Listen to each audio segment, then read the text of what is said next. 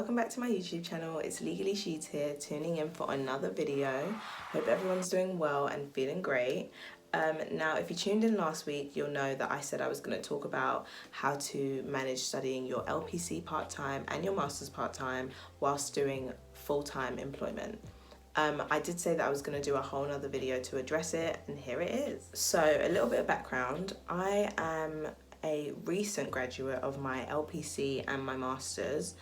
I graduate in October this year, God willing. Shortly after I finished my undergraduate degree, I started working for a firm just maybe a month after, and then I started my LPC that same year. Now, I started my LPC and my master's part-time, and so I was only going to uni on either Saturday or Sunday from about 10 till 5, and then I was working Monday to Friday full-time 9 till 5, which is obviously quite a rigorous schedule. It's really hard to balance, and you need to really have the right checks and balances to keep it going.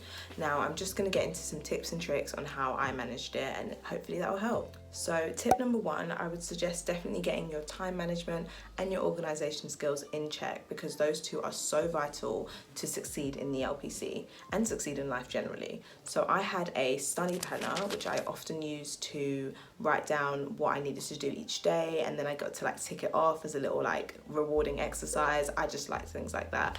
And then I also would make a timetable whenever exam time came around so that I could plan my time appropriately.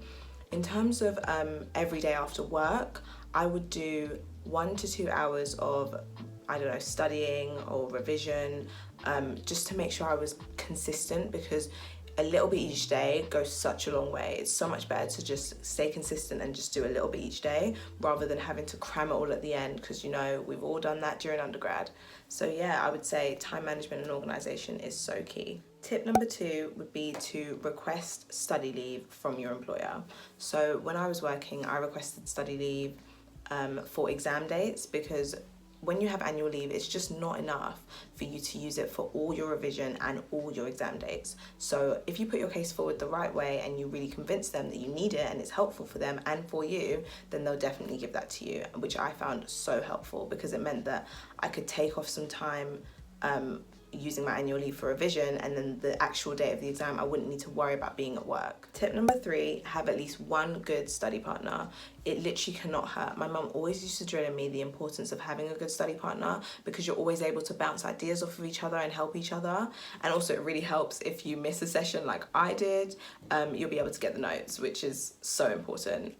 Tip number 4, utilise your work environment. I was so fortunate enough to study a module that was so transferable to all the skills I was learning during my employment. So it meant that it was so much easier for me to understand the module, so much easier for me to ace the module, which really, really helped. And I would just say, if you're working in any kind of legal environment or any kind of legal experience that you're gaining while studying, ask people around you. They can make it so much better for you to understand how to balance your work and your life in conjunction with one another. So I would say that's so important. Tip number 5, learn how to say no.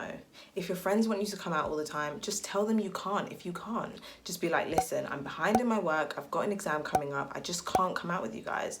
If they want your progression, they will understand. They're not going to be like, no, we're not going to be friends with you. It's just not worth it. Don't hamper your progression and your success for just a few hours of fun.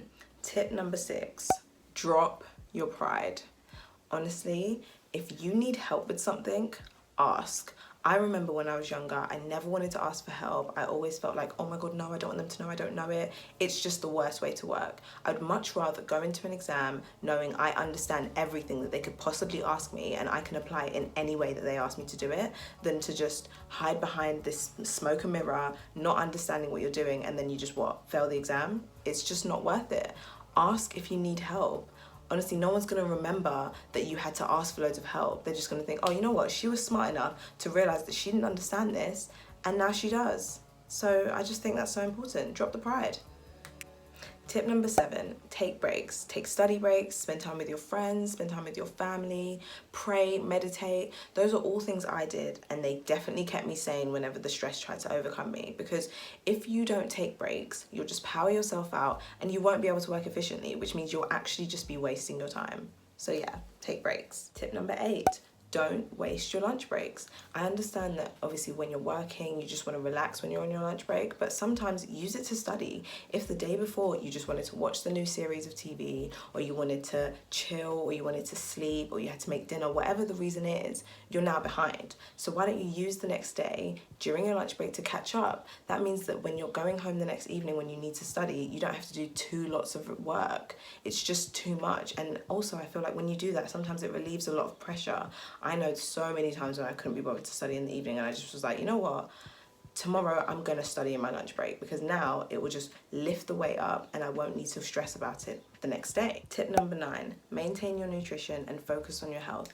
Eat healthily, drink plenty of water, exercise. It's so important to maintain your energy levels. When you're studying, you use so much brain power that if you don't do those things, then your productivity levels is just going to be so low. You're not going to be able to focus, you're not going to be able to concentrate, and you're not going to be able to work efficiently. So that's so key. And when you don't do those things, you can even, God forbid, fall ill. And if you fall ill, you can't do anything. People that think that they can just consistently power through when they're feeling ill, I guarantee the work that you do when you're feeling unwell, it's just not efficient. It just doesn't make sense to you and you can't benefit from it. Whereas if you take a little break out and you use, whether it's prescribed medication, home remedies, drinking plenty of water, rest, those things will enable you to come back to your work when you're replenished and feeling better and actually understand it even more than you did the first time. So yeah, focus on your health. And last but by no means least, tip number 10, exam preparation. The first thing I'll say is past questions are your best friend. If you practice as many questions as you can before you go into that exam, chances are you are ready for that exam, because all of the questions that they put in the exam papers are literally just regurgitated in the final exam. They're literally different formats of the same question. So if you practice in advance, you will find those questions again. I had a commercial law and intellectual property exam and I got to the 3rd question and it was like a 14 marker and I was literally laughing because I was like, I literally saw this morning, so I knew how to answer it. It's so important. And then another thing I'd say is if you have any kind of, I guess, I wouldn't call it rituals, but I guess exam rituals that make you feel comfortable and take away your anxiety before an exam, do them, because exams can be so time pressured. They're so difficult to just get all of the answers down on the paper, and if you're stressed on top of it, you're just struggling. For me, I used to pray before my exam and eat a banana and then I was good to go. I'd pray for understanding, I'd pray for wisdom to answer my questions, and then the banana just gave me energy, I guess, and I didn't want to eat too much because when I eat, I just fall asleep. So I'd never want to eat too much before an exam, and I wouldn't advise anyone else to either. Just enough to give you enough energy to kind of stay awake, stay alert. And then the last one I'd say is, and this is the most important thing in any LPC exam, is your time management within the exam. Now, I had a business law and practice module, and my lecturer said something on the very first or second day that just struck with me, and I held it like gold.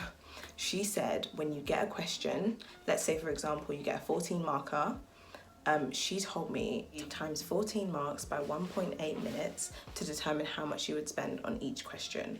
So that would probably approximate like 25.2 minutes, and so you just round that down to about 25 minutes. But for me, I decided to tweak it a little bit because I just felt like I want to round it down to 20 minutes, because then that means once I finish that question, I'll maybe leave a bit of space if I'm not done and just move on to the next one once the time's done. And then that ensured that once I reached the end of the entire paper, based on the time frames that I gave myself for each question, I'd be left with at least like 15 minutes to spare to go over all my answers and just check everything and add to whatever I didn't understand. And I found that to be a much more efficient way of working than to just try and power through the whole essay or the whole question or whatever. And then you find that you've run out of time and you've missed a 20 marker. It's just not worth it. I just think that's a much better way to allocate your time in exams, because let me not lie to anyone, LPC exams are so time pressured. Most people do not finish the paper, but if you take that tip and try and implement it in the way that's best for you, I'm sure it will assist you. And that concludes my tips and tricks on how to study your LPC and Masters part-time whilst working full-time. I really hope that helped. Don't forget to like, comment and subscribe to this channel, and I will see you guys so soon.